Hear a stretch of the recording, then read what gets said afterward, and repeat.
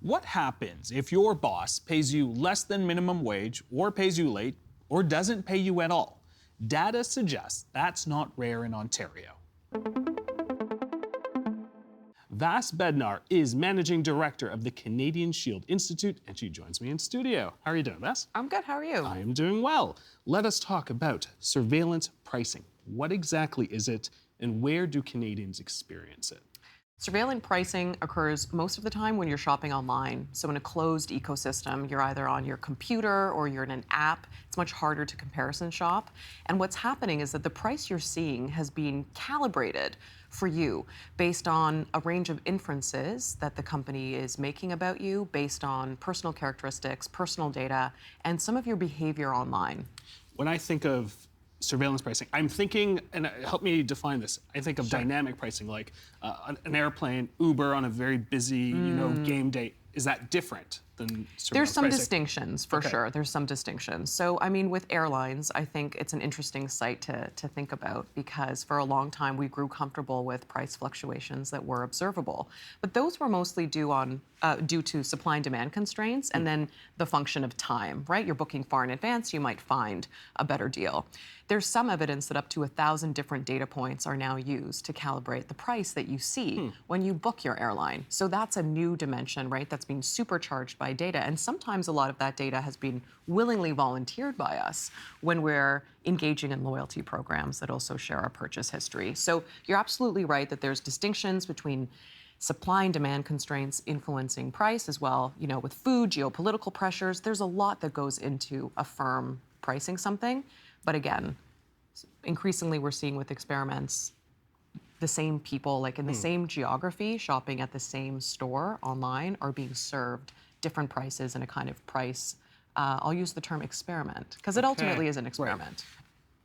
A bunch of red flags are going up for me as Yeah. things that you're saying. So help me understand what personal data specifically. Are we talking about how long I'm spending on a website? I recently purchased some dining chairs, and I was great. very upset at no. what I saw in terms of the price initially, Yeah. and then I kept revisiting it over and over and over again, much higher than what it was. After I bought it, it went on sale. Is this like some of the examples that people are sort of dealing with when it comes to that? Like what are the sort of triggers or the data points? You mentioned 1,000 different things here, but I mean, it could be some of your past purchase history. Have you purchased with that furniture retail multiple times before, right? Or can they sort of count on that purchase? Will that purchase happen quickly? Could be based on them inferring your gender, your race, your level of education, the geography in which you live, and kind of the socioeconomic status of that neighborhood.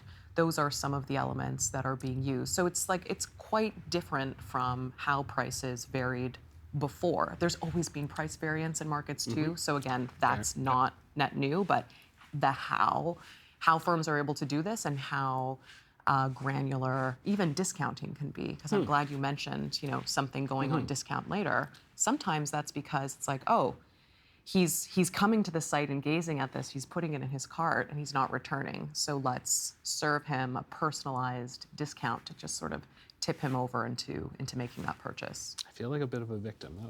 I want to see the chairs. They're lovely. I'll show you after. Okay. But help me understand, how can a consumer know for sure that he or she is being targeted to pay a higher price?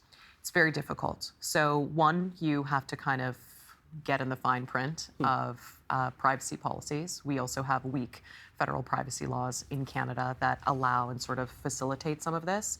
The challenge with federal privacy laws that we, through that law, conceive of the associated harms as being individualized. But a lot of the time, the harms that we're experiencing when we're being profiled for pricing cluster us into groups. We are segmented, or our data is de-anonymized, but we're segmented into kind of subsets or groups. In terms of where we know it's happening, a lot of the Canadian commentary so far relies on great and recent research that's taken place in the US. So it's being demonstrated by Amazon, by Instacart. Walmart holds patents for this, which is a reminder. Some companies would like to make the ability to gouge us proprietary. And I think that when some of the largest retailers are doing this kind of out in the open and setting a new norm, we should expect that other firms follow. I've looked at some Canadian software companies that purport to do this, right? They advertise that they can do this. And when we look at this kind of on the horizon, the potential future of e-commerce, agentic commerce, I don't know if you'd let a chatbot shop for you. No. I kind of like shopping when I'm okay, able yeah, to do yeah. it. But in these systems, it's actually encoded the ability to personalize that kind of price for the individual. So it's an interesting, there's interesting potential in that you think you could code your chatbot to sort of say, find me the best deal Right. on these dining room chairs. But really that chatbot is also being incentivized by ads to upsell you or tell you that this is the best possible price, and it's kind of not. So it's quite murky. You don't represent any of these businesses and companies, but I'm hoping you can help me understand a little bit. Where are they coming from? Where do they see the benefits to consumers, or is it Yeah. really just the bottom line here for them? So it is a practice it's not like pay what you can. You know, it is something that's fundamentally about extracting the maximum possible price from people. When I put my sort of efficiency business hat on, I can see the argument that is occasionally made that says that's our job, right? Our job is to maximize the profit we're able to make, and we should use as much information as is possible to be as calibrated and granular when we're experimenting. I understand that, but I also think that discriminating against people based on their personal characteristics is too much and goes too far. You know, the kind of information firms are able to use to, again, I'll say run those pricing experiments, because that's what it is. We're and like the best subjects, we're not aware that, you know, we're being subject to it. They're not in a rush to tell us that they're doing it. Okay. And I think that says a lot, because every time, or many times when a firm has been discovered to be doing this, so PlayStation was running an experiment where video gamers who played more often were seeing a higher price for a game. Wow. You think people aren't going to share in forums like what price? And they stopped. They said, "Oh, you know, we're just trying something, just checking it out." Okay, if you're telling people you're doing that, that's how they respond. It's not a good relationship, and it's kind of a breakdown of trust. Well, I mean, I'm going to ask a question. I think I know the answer here. Not illegal in terms of what they're doing right now. Is that correct? I mean, let's look at Quebec's privacy law 25 says you cannot use people's personal information and data to discriminate against them. Now, that law has not yet been tested in an algorithmic pricing context. If you're someone like me and you read the fine print of the Telecommunications Act, I will say we have precedent in telecommunications that says you cannot charge different people different prices, which makes sense because a lot of price variations started geographically. So when we're all paying for internet or cell phones, you're not going to upcharge. You know, we actually have law that says you can't charge people in Rosedale, Toronto more because they can pay. Well, that's not, if that's a value that we have as Canadians, that's not something we've sort of been able to have a public conversation about or sort of enshrine in our public policy. And I think we're in this like interesting, Well, with that being said, we'll go from Quebec, let's go to Ontario. Yes. Doug Ford has said that Ontario will not introduce a ban on surveillance pricing, Yeah. but one province already has, Manitoba. Tell me, what are they doing and how does it protect consumers? So Manitoba is defining this as a consumer protection problem, which is really interesting. We live in a federation. I was mentioning federal privacy law. Push that aside. Manitoba's using this lever, and they're saying that it's unacceptable in sort of any context. They're anchoring their work in groceries specifically, Okay. and it'll be interesting to see how they're able to enforce that ban. The tricky thing with bans is they don't necessarily change everything overnight, but I agree with Premier Ford in that I also want a more free and fair market, but I disagree that personalized algorithmic pricing is a free market when you and I can't really know about it and we're being deceived and kind of all that consumer surplus is being extracted. That's not a free market. That's just really good deception.